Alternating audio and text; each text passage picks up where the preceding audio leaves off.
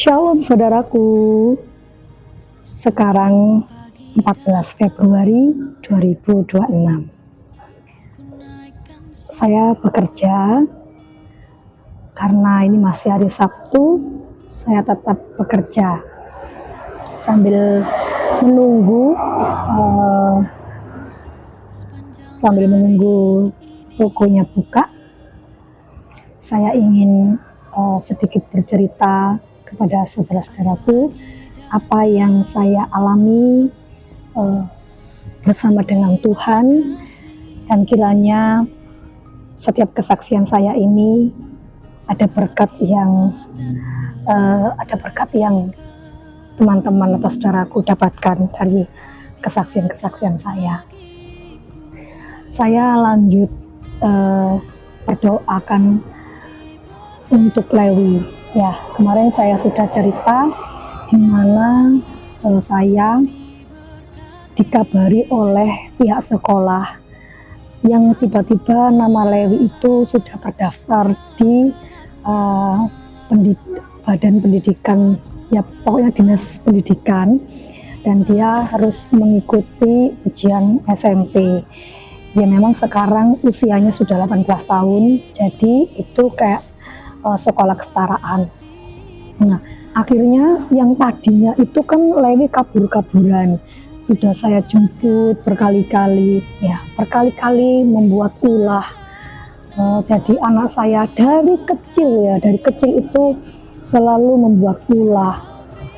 Misalkan motor saya ditabrakin truk, ya terus motor saya ada juga yang dibuat balapan liar, akhirnya disita sampai sekarang di polsek, nggak bisa saya ambil. Terus juga naik motor, saya nggak tahu apa yang terjadi, kakinya itu patah. Jadi saya harus mengobati 30 juta pada waktu itu.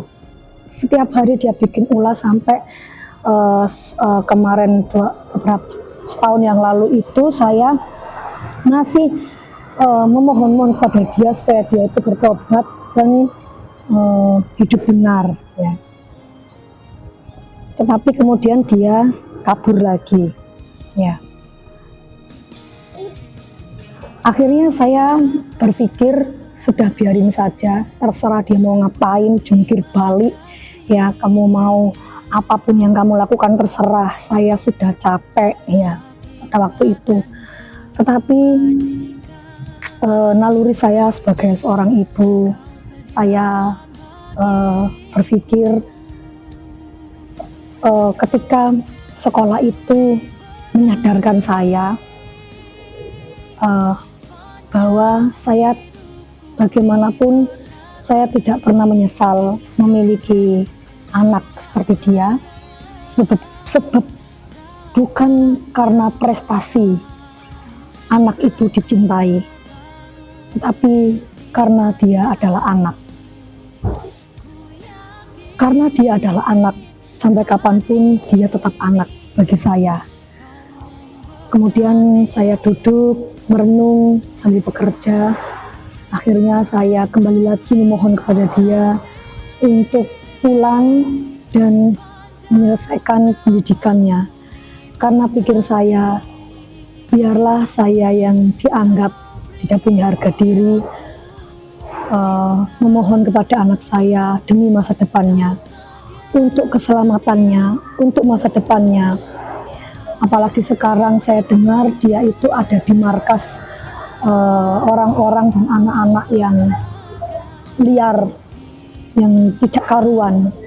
Ya, saya takut dia semakin terjerumus, mungkin kalau tidak di penjara atau di rumah sakit.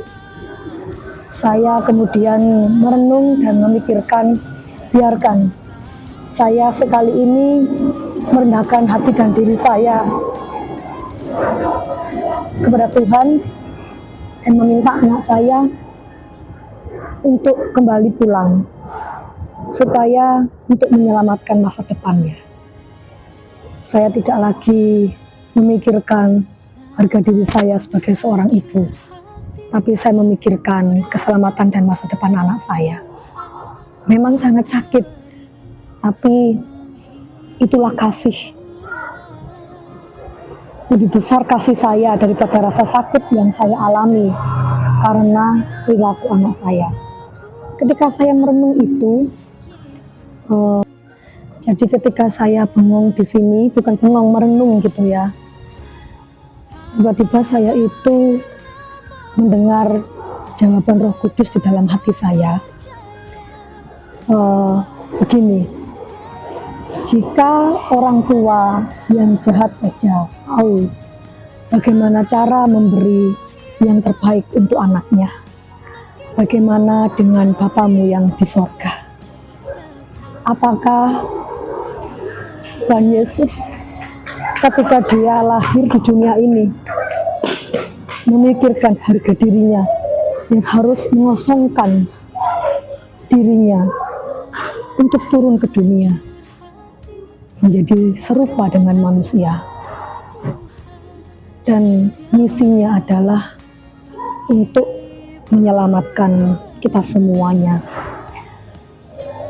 Dan di sini, di dunia, dia bukan menjadi seorang raja besar yang dikagumi dan dihormati dan dimuliakan, dielulukan, tetapi misinya adalah mati untuk masa depan anak-anaknya, masa depan saya dan saudaraku semuanya.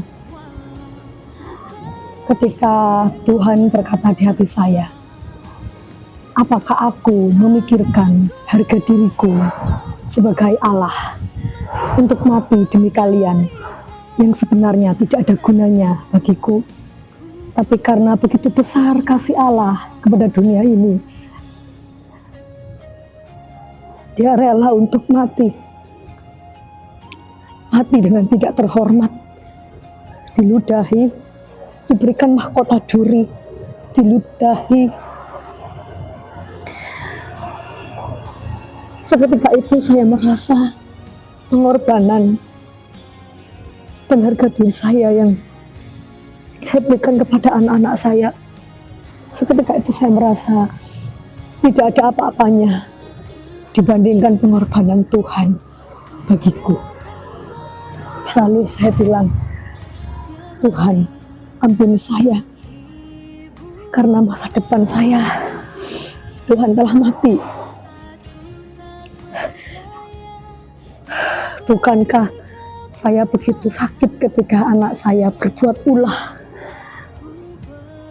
tetapi Tuhan sudah mengampuni saya ketika saya menjadi seorang lesbian dulu, seks bebas, membenci orang-orang Kristen, merokok, minuman keras, kawin, cerai. Tapi Tuhan tetap mati buat saya dan mengasihi saya, bukan karena prestasi saya, tapi karena saya adalah anak. Dan sampai kapanpun di matanya saya adalah anaknya. Kejadian Lewi ini membuat saya semakin bersyukur memiliki Tuhan yang tidak sama dengan Tuhan yang dunia tawarkan kepada saya. Dan kemudian saya bilang, dengan apa saya berterima kasih Tuhan? Tuhan bilang, beritakan Injil kepada setiap orang, dan beritakanlah bahwa aku mengasihi setiap orang dan ingin setiap orang memiliki masa depan yang cerah, yaitu kekal di dalam surga. Saudaraku, mari kita percaya kepada Yesus karena Dia satu-satunya juru selamat dunia. Demi masa depanmu dan masa depanku, Dia mati di kayu salib 2000 tahun yang lalu. Happy Valentine. Tuhan Yesus memberkati.